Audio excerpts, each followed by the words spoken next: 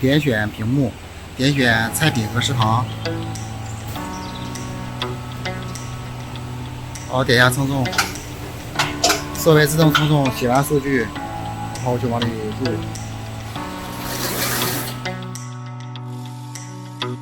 你知道吗？我国一所某知名大学的食堂可以满足10万名师生同时就餐，然后厨具只有不到100人，区别于传统大锅饭食堂，这也是早上点餐，中午就能吃到，而且每个人吃到的饭菜可以是完全不一样的。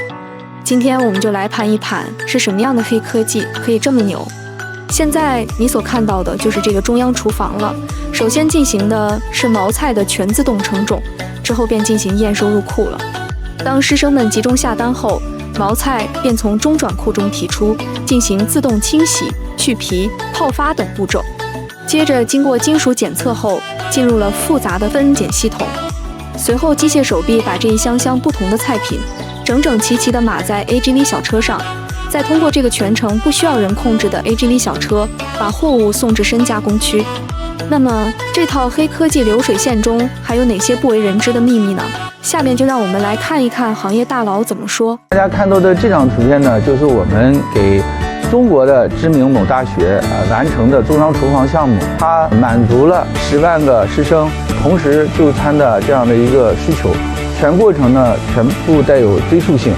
通过 ERP 生产管理系统，通过数据库通过制造管理系统的 MES